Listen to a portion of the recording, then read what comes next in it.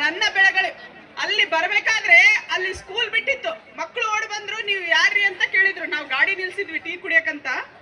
ನೀವ್ ಯಾರ್ರಿ ಅಂತ ಕೇಳಿದ್ರು, ನಾನು ಟೀಚರ್ ಅಂದೆ. ನಂಬಲಿಲ್ಲ, ನೀವು ಟೀಚರ್ ಅಲ್ಲ ಅಂದ್ರು. ಮತ್ತೆ ಯಾರು ನಾನು ಅಂದ್ರೆ, ನೀವ್ ಯಾರು ಬೇರೆಯವ್ರು ಇರ್ಬೇಕು ಅಂತಂದ್ರು. ಅವರೇ ಸ್ಟೂಡೆಂಟ್ಸೇ ಅಜ್ಯೂಮ್ ಮಾಡ್ಕೊಂಡ್ರು, ಇಲ್ಲ ನಾ ರೈತರು ಹೋರಾಟಕ್ಕೆ ಹೊಂಟೀನಿ ಅಂತಂದ್ರು. ಮೇಡಮ್ ಅವ್ರೆ, ನೀವು ಹೋರಾಟಕ್ಕೆ ಹೊಂಟಿದ್ರಂದ್ರ ನಮ್ಮ ಅಪ್ಪ ರೈತದನ್ರಿ. ರೈತನ ಬೆಲೆ 3000, ಕಬ್ಬಿನ ಬೆಲೆ 3500ಕ್ಕ. ಹಂಗೂ ಏನಾದ್ರು ಇದ್ರ ಒಂದ್ 4000 ಮಾಡ್ಸಂತ ಹೇಳ್ರಿ, ಏನಾಗೈತಿ ಸರ್ಕಾರಕ್ಕ ಅಂತ ನಮ್ಮ ಹುಡುಗರಂದು. ಯಾವ ಶಾಲೆ ಕಲಿಯೋ ಮಕ್ಕಳು ಇನ್ನ ಸಣ್ಣ, ಅಷ್ಟು ತಿಳುವಳಿಕೆ ಇರೋ ಅವಕ್ಕಂತ ಅಷ್ಟು ತಿಳುವಳಿಕೆ ಅದ. ಇವು ಸಾಹುಕಾರರು, ಲಾಡ್ಗಳು, ರಾಜಕಾರಣಿಗಳು, ದೊಡ್ಡವರೆಲ್ಲ ದಡ್ಡತನಕ್ ಬಿದ್ದಾರ, ಕುರ್ಚಿಗಾಗಿ ಬಡ್ದಾಡಕತ್ತಾರ. ರೈತರ ಋಣವನ್ನ ಮರ್ತಾರ. ರೈತರ ಅಂತಂದ್ರ ದೇಶದ ಆಸ್ತಿ, ದೇಶದ ಬೆನ್ನೆಲುಬು ಅಂತೆಲ್ಲ ಹೇಳ್ತಾರೆ ಡೈಲಾಗ್. ನನಗನ್ಸತ್ತೆ ರೈತ ಅಂತಂದ್ರೆ ನಮ್ಮ ಮನೆ ದೇವರು. ರೈತ ಅಂಬತ್ತ ನಮ್ಮ ಮನೆ ದೇವರು. ನಮ್ಮ ಮನೆ ದೇವರು ಮುನಿಸ್ಕೊಂಡ್ರೆ ಯಾವ ರೀತಿ ರಿಸಲ್ಟ್ ಕಾಣ್ತದ ಅಂತ ಹೇಳಿ ಪ್ರತಿಯೊಬ್ರು ಮುಂದಿನ ದಿನಗಳಲ್ಲಿ ಕಂಡೇ ಕಾಣ್ತೀವಿ. ಯಾಕಂದ್ರೆ ಅಗಳೊಬ್ರು ಗುರುಗಳು ಮಾತಾಡಿದ್ರು, ಯಪ್ಪ ಆ ಗುರು ಶಾಪ ಹಾಕಿದ್ ನೋಡಿದ್ರೆ ನನಗೆ ಏನಾಗುತ್ತೋ ಅಂತೇಳಿ ಆಲೋಚನೆನೂ ಮಾಡಕ್ ಆಗ್ತಾ ಇಲ್ಲ. 2025 ಇದಂತಂದ್ರೆ ಇದು ನ್ಯಾಯದ ಯುಗ. ಇದು ಗೊತ್ತಾಯ್ತಾ? ಇದು ನ್ಯಾಯದ ಯುಗ. ಇದು ಸತ್ಯದ ಯುಗ ಚಾಲು ಆದಂಗ. ಅಲ್ಲಿ ಹೇಳ್ತಾರ ಸುಟ್ಗೇಸು ಅದು ಇದು ಅಂತ ಹೇಳಿ. ಸುಟ್ಗೇಸಿದ್ರು ಒಂದೇ ದಿನಕ್ಕೆ ಹೋರಾಟ ಮುಗಿತದ್ರಿ. ಇವತ್ತು ಎಷ್ಟನೇ ದಿನ ಇದು? ಮತ್ತ ಇದು ನ್ಯಾಯದ ಯುಗ, ಇದು ರೈತರ ಯುಗ. ನ್ಯಾಯ ಪಡೆದೇ ತೀರ್ತೀವಿ. ಯಾಕೆಂದ್ರೆ 3500 ನಾವೇನ್ ಶೋಕಿ ಮಾಡಕ್ ಕೇಳವಲ್ರಿ. ನಾವೇನ್ ಒಳ್ಳೊಳ್ಳೆ ಬಟ್ಟೆ ಹಾಕೊಂಡು ಮೆರಕ್ ಕೇಳವಲ್ರಿ, ದೊಡ್ಡ ದೊಡ್ಡ ಗಾಡಿ ಇಡವಲ್ಲಿ. ಹೋರಾಟ ಮಾಡಿ ಗಾಡಿ ಮಾರ್ಕೊಂಡಿವ್ರಿ ನಾವು. ಗಾಡಿ ಮಾರ್ಕೊಂಡು ಅವ್ರ ಕೈಲಿ ಅನ್ಸ್ಕಂತ ಆದ್ರೂ ಬಿಟ್ಟಿಲ್ಲ. ದಿಟ್ಟತನದಿಂದ ಹೋರಾಟ ಮಾಡಿವಿ. ಇಲ್ಲಿ ನಮ್ಮ ಅಣ್ಣನವರಾದಂತ ಚೂಡಪ್ಪ ಪೂಜಾರಿ ಅವರದಾರ, ನಮ್ಮ ಗುರುಗಳಾದಂತ ಶಶಿಕಾಂತ್ ಪಡಸಲ್ಗೆ ಅವರದಾರ. ಅವ್ರ ಹೋರಾಟಗಳು ನೋಡಿ ನಾನು ಆಕ್ಚುಲಿ ಸೋಷಿಯಲ್ ಮೀಡಿಯಾದಲ್ಲಿ ನ್ಯೂಸ್ ಚಾನೆಲ್ಸ್ ಅಂದ್ರೆ ಅವ್ರ ನ್ಯಾಷನಲ್ ನ್ಯೂಸ್ ಚಾನೆಲ್ಸ್ ಅಲ್ಲಿ ಎಲ್ಲೂ ಬರ್ತಾ ಇಲ್ಲ. ಆ ಮಕ್ಕಳೆಲ್ಲ ಮಾರಾಟ ಆಗಿಬಿಟ್ಟಾರ್ರಿ. ಅವರೆಲ್ಲ ಅವ್ರೇನಾದ್ರೂ ಬಿಸಿ ಇದ್ರೆ ದರ್ಶನ್ ಕೇಸಲ್ಲಿ ಬಿಸಿ ಇರ್ತಾರ.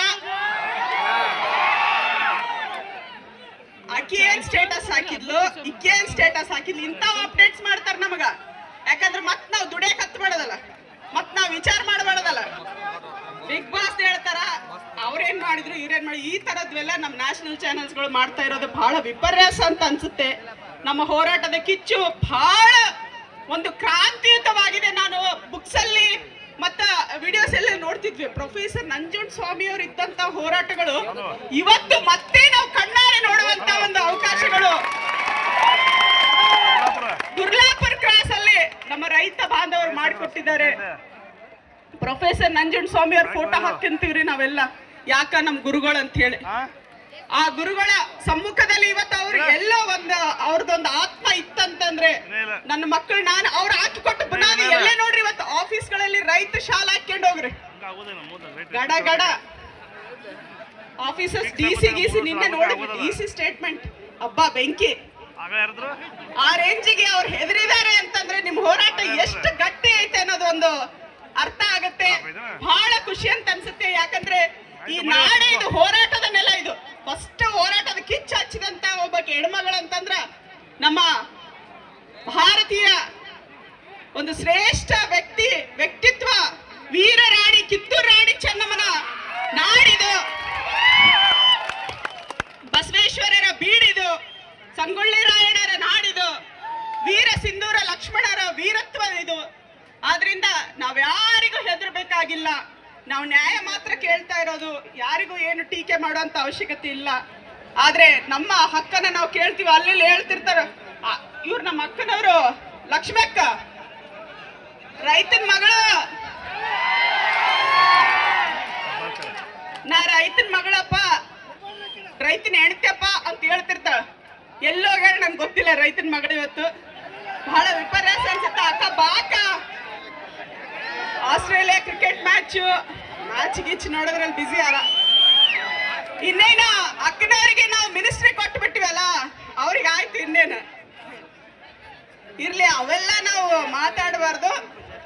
ನಾವು ಬಹಳ ಜವಾಬ್ದಾರಿಯಿಂದ ನಡ್ಕೋಬೇಕು. ರೈತರ ಅಂದ್ರೆ ಬಹಳ ಜವಾಬ್ದಾರಿಯಿಂದ ನಡ್ಕೋಬೇಕು. ಯಾಕಂದ್ರೆ ಮೊನ್ನೆ ಸಿದ್ದರಾಮಯ್ಯನವ್ರು ಪ್ರತಿಯೊಂದ್ಸಲ ಹೇಳ್ತಿರ್ತಾರೆ, ನಾನು ನಂಜುಂಡಸ್ವಾಮಿ ಅವರ ಶಿಷ್ಯ ಅಂತ ಹೇಳ್ತಿರ್ತಾರೆ. ಏನ್ ಕೊಟ್ಟಿದ್ದೀನಿ ನಾನು ನಿಮಗೆ? ಫ್ರೀ ಅನ್ನ ಕೊಟ್ಟಿದ್ದೀನಿ, ಅಕ್ಕಿ ಕೊಟ್ಟಿದ್ದೀನಿ. ನಾವು ನಿಮಗೆ ಏನ್ ಕೊಟ್ಟಿದ್ದೀವಿ ಅಂತ ಸಿದ್ದರಾಮಯ್ಯನವ್ರಿಗೆ ಕೇಳ್ತೀವಿ. ನಾವು ನಿಮಗೆ ಫ್ರೀ ಆಗಿ ದುಡಿತಾ ಇದ್ದೀವಿ, ಪಗಾರ ಏನಾದ್ರೂ ಕೊಡ್ತೀರಾ ನೀವು ನಮಗ? ರೈತರಿಗೆ ಏನಾದ್ರೂ ಪಗಾರ, ನಾವು ಪಗಾರ ಕೇಳಿದ್ವಿ ಅಂದ್ರೆ ನೀವು ಹೆಂಡಿತಿನ ಪರಿಸ್ಥಿತಿ ಬರ್ತದೆ ನಿಮಗ. ಆ ರೀತಿ ಸರ್ಕಾರ ಬಹಳ ಬೇಜವಾಬ್ದಾರಿತನದಿಂದ ನಡ್ಕೊಳ್ಳೋದಿವಿ. ಯಾಕಂದ್ರೆ ರೈತನಿಗೆ ಎಲ್ರಿಗೂ ಫ್ರೀಡಮ್ ಸಿಕ್ಕಾಯ್ತು, ರೈತನಿಗೆ ಮಾತ್ರ ಫ್ರೀಡಮ್ ಸಿಕ್ಕಿಲ್ಲ. ಯಾಕಂದ್ರೆ ನಾವು ಬೆಳೆದಂತ ಬೆಳೆಗೆ ನಾವು ರೇಟ್ ನಾವು ಕೇಳಂತ ಹಕ್ಕಿ ಇಲ್ಲ ಅಂತ. ಇದೇ ಕಡಿದ್ರಿ ನ್ಯಾಯ ಇದು? ಇಂಥ ನ್ಯಾಯ ನಾವೆಲ್ಲೂ ನೋಡಿಲ್ಲ. ಆದ್ರಿಂದ ಇವತ್ತು ಏನ್ ಕುಂತಿರಲ್ಲ, ನನಗೆ ಬಹಳ ಅಂದ್ರೆ ಬಹಳ ಸಂತೋಷ ಆಯ್ತು. ಇವತ್ತು ಮಹಿಳೆಯರಿಲ್ಲ ಅಂತ ಅನ್ಕೋಬೇಡ್ರಿ, ನಾವು ಮಹಿಳೆಯರು ಡಿಸೈಡ್ ಮಾಡ್ಕೊಂಡಿವಿ. ನಮಗೆಲ್ಲ ಅವಾಗೆಲ್ಲ ರಾಣಿ ಚೆನ್ನಮ್ಮ ಕತ್ತಿ ಹಿಡಿದು ಬರ್ತಿದ್ಲು. ಇವಾಗ ನಮ್ಮ ಮನ್ಯಾಗ ಲೊಟ್ಟಿಡಿಕೆ ಅವ, ಲಾಸ್ಟಿಗೆ ನೀರಿನ ಬಾರಿಗೆ ಅವ, ಬಾರಿಗೆ ಹಿಡಿದು ಚೆನ್ನಮ್ಮ ಸರ್ಕಲ್ ಅಲ್ಲಿ ಇಳಿದು ಎಲ್ಲ ಮಹಿಳೆಯರು ಬರ್ತೀವಿ. ನಮ್ಮ ಅಣ್ಣ ತಮ್ಮಂದ್ರಿಗೆ, ನಮ್ಮ ರೈತ ತಂದೆಯಂದ್ರಿಗೆ ನಾವು ಬೆಂಬಲವಾಗಿ ನಿಂತ್ಕೊಳ್ತೀವಿ. ಮಹಿಳೆಯರು ಏನಾದ್ರೂ ಹೊರಗೆ ಬಂದ್ರೆ ದೇಶಗಳು ಉಳಿಯೋದಿಲ್ಲ, ರಾಜ್ಯಗಳು ಉಳಿಯೋದಿಲ್ಲ. ಆದ್ರಿಂದ ಬಹಳ ಸರ್ಕಾರಗಳ ಜವಾಬ್ದಾರಿಯಿಂದ ನಡ್ಕೊಂಡು ಮತ್ತೆ ಇಲ್ಲಿ ಬಂದ್ಬಿಟ್ಟು ನಮಗೆ ರೆಸ್ಪಾನ್ಸ್ ಅನ್ನು ಕೊಡ್ಬೇಕು. ಅಲ್ಲೇ ಹೇಳ್ತಾ ಇದ್ರು, ಕಾರ್ಖಾನೆಯಲ್ಲಿ ಕಬ್ಬಿನ ರಸ ಮಾತ್ರ ತೆಗೀರಿ ಅಂತ ಹೇಳಿದ್ರೆ ಇವ್ರು ರೈತರ ರಕ್ತನೇ ತೆಗಿಯಕತ್ತಾರ. ನಾವೆಲ್ಲ ಅವ್ರಿಗೆ ಕಬ್ಬು ಬೆಳೆದು ಸಿಹಿ ಕೊಟ್ರ, ಅವ್ರು ನಮಗೇನ್ ಕೊಡಕತ್ತಾರ? ಕಹಿ ಕೊಡಕತ್ತಾರ, ವಿಷ ಕೊಡಕತ್ತಾರ. ಆದ್ರಿಂದ ನಾವೆಲ್ಲ ನೋಡ್ತಾ ಇದ್ದೆ. ಇವೆಲ್ಲ ನೀವು ಫ್ಯಾಕ್ಟ್ರೀಸ್ ಎಲ್ಲ ನೋಡಿದಾಗ ಇಲ್ಲಿ ಬರ ಭೂಮಿಗಳನ್ನೆಲ್ಲ ನೋಡ್ತಿದ್ವಿ. ಎಂತ ಭೂಮಿ ರೀ ಅದು? ಯಾಕಂದ್ರೆ ಒಬ್ಬ ರೈತ ಭಾರತ ಮತ್ತೆ ಭೂಮಿಯನ್ನ ಹಾಕಿ ನಮ್ಮವ್ವ ಅಂತ ಹೇಳಿ ಎದಿಗಪ್ಕೊಂಡಿದ್ದಕ್ಕ ನೆಲ ಅಷ್ಟು ಸ್ವಚ್ಛ ಇಟ್ಟಾರಲ್ಲಿ.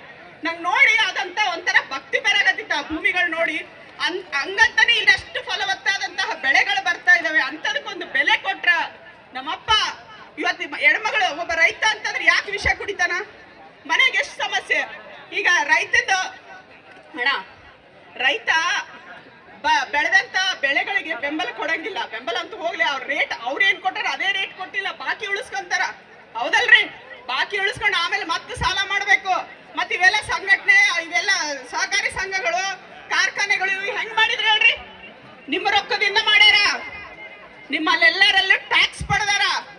ಟ್ಯಾಕ್ಸ್ ಪಡೆದು ಕಾರ್ಖಾನೆಯನ್ನ ಮಾಡಿ ಅಯ್ಯಯ್ಯೋ ಸಾಲ ಆಗಿಬಿಡ್ತಪ್ಪ, ಹೆಂಗ್ ಮಾಡೋದು ಅಂತ ಹೇಳಿ ಆಯ್ತು ಬಾಡಿಗೆ ಕೊಡಮ್ ತಗ ಅಂತ ಹೇಳಿ ಬಾಡಿಗೆ ಕೊಟ್ಟಂಗ್ ಮಾಡಿ ಮತ್ತೆ ನಾವು ಹೋಗಿ ಅದಕ್ಕ ಕೈ ಚಾಚ ಅಂತ ಪರಿಸ್ಥಿತಿ ಇವತ್ತು ಸರ್ಕಾರಗಳು ಮಾಡ್ಯಾವ. ಇಲ್ಲಿ ಇರುವಂತ ಲೋಕಲ್ ಲೀಡರ್ಸ್ಗಳು ಮಾಡಿದಾರ. ಬಹಳ ಬೇಜಾರಂತ ಅನ್ಸುತ್ತೆ. ಆದ್ರೆ ನಿಮ್ಮ ಹೋರಾಟಗಳು ಇಷ್ಟು ಗಟ್ಟಿತನದ ಇರೋದ್ರಿಂದ ನಮಗೆ ಬಹಳ ಖುಷಿ ಆಯ್ತು. ಯಾರಪ್ಪ ಇಷ್ಟು ಮಾತಾಡೋಣ ಮಕ್ಕಳ ನಮ್ ತಂಗಿ ಅಂತ ನೋಡ್ಬೇಡ್ರಿ. ನನ್ನ ಹೆಸರು ರೂಪಾ ಶ್ರೀನಿವಾಸ್ ನಾಯಕ್ ಅಂತ, ಹೋರಾಟಗಾರರು. ಅಫ್ಕೋರ್ಸ್ ನಾನು ಇವಾಗ ಒಂದು ರಾಜಕೀಯ ಪಕ್ಷದಲ್ಲಿ ಇದ್ರೂ ಸಹ ಈ ರೈತ ಸಂಘಟನೆ ನನಗೆ ಪಾಠ ಬುನಾದಿಯನ್ನ ಹಾಕಿಕೊಟ್ಟದ. ಆ ಒಂದು ಹಿಡಿದ ಮೇಲೆ ನಾನು ಇವತ್ತು ಯಾರೇನೇ ಅಂದ್ರೂ ನಾನು ನಿಂದ್ರಕ್ ತಯಾರಿರ್ಲಿಲ್ಲ. ಸೊ ಹಂಗಾಗಿ ಇವತ್ತು ನಿಮ್ ಬಂದು ನಾನು ನಿಮ್ಮ ರೈತರಿಗೆ ಬೆಂಬಲವನ್ನ ಕೊಟ್ಟಿದ್ದೀನಿ. ಸದಾ ಮುಂದೆ ಕೂಡ ಬೆಂಬಲವಾಗಿರ್ತೀನಿ. ಯಾಕಂದ್ರೆ ನೀವಿದ್ರೆ ನಮಗೆಲ್ಲ.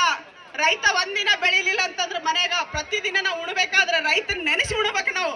ಯಾರ್ಯಾರು ನಾವು ರಾಯಚೂರು ಬಂದ್ ಮಾಡ್ತೀವಿ, ಅಲ್ಲೆಲ್ಲ ನಮ್ಗೆ ಗುಲ್ಬರ್ಗ, ಬೀದರ್, ಯಾದಗಿರಿ ಎಲ್ಲಾ ಕಡೆ ಕಾರ್ಖಾನೆ ಅದಾವ. ಆದ್ರೆ ಈ ಮಟ್ಟಕ್ಕೆಲ್ಲ ಅಲ್ಲಿ ಇರ್ಲಿಕ್ಕಿಲ್ಲ. ಬಟ್ ಅಲ್ಲಿನೂ ಸಮಸ್ಯೆ ಇರೋದ್ರಿಂದ ನಾವೆಲ್ಲರೂ ನಿಮ್ಗೆ ಬೆಂಬಲಿತವಾಗಿರ್ತೀವಿ. ನಮ್ಮ ಅಣ್ಣ ತಮ್ಮರು ಯಾವ್ದಕ್ಕೂ ಹೆದರುವಂತ ಅವಶ್ಯಕತೆ ಇಲ್ಲ, ಕುಗ್ಗುವಂತ ಅವಶ್ಯಕತೆ ಇಲ್ಲ. ಹೆದರೋದು ಕುಗ್ಗೋದಂತೂ ಮೋಸ್ಟ್ಲಿ ನಿಮ್ ಡಿಕ್ಷನರಿಯಲ್ಲೇ ಇಲ್ಲ ಅನ್ನಂಗ ಅನಿಸ್ತಾ ಇದೆ ಇಲ್ಲೆಲ್ಲ ಜನಗಳು ನೋಡಿದ್ರೆ. ಸೊ ತುಂಬಾ ಚೆನ್ನಾಗಿ ಹೋರಾಟಗಳು ನೋಡಿದ್ರೆ ಮತ್ತೆ ನಮಗೆ ಹಳೆಯ ದಿನಗಳು ನೆನಪಾಗ್ತದೆ. ಸರ್ ನೀವು ಹೋರಾಟ ಇದೇ ತರ ಮುಂದುವರಿಸ್ರಿ. ಸದಾ ನಮ್ಮ ಭಾಗದವರು ನಿಮಗೆ ಬೆಂಬಲವಾಗಿದ್ದಾರೆ. ಯಾರು ಸುಟ್ಕೇಸ್ ಗಿಟ್ಕೇಸ್ ಅಂದವ್ರನ್ನೆಲ್ಲ ಗೋಲಿ ಹೊಡೀರಿ, ಅಂತವನ್ನೆಲ್ಲ ಬಿಟ್ಟಾಕಿ ನಿಮ್ ಕೆಲಸ ನೀವು ಮಾಡ್ರಿ ಪ್ರಾಮಾಣಿಕವಾಗಿ. ನಮಗೆ ನಾಳೆ ದಿನ ಸರ್ಕಾರದಿಂದ ಒಳ್ಳೆ ಸುದ್ದಿ ಬರ್ಲಿ ಅಂತ ಹೇಳಿ ನಾನು ಈ ದಿನ ಹುಣ್ಣಿಮೆ ದಿನದಂದು ಆಶಿಸ್ತಾ, ನಾನು ರೂಪಾ ಶ್ರೀನಿವಾಸ್ ನಾಯಕ್, ನಿಮ್ಮ ಮನೆ ಮಗಳು.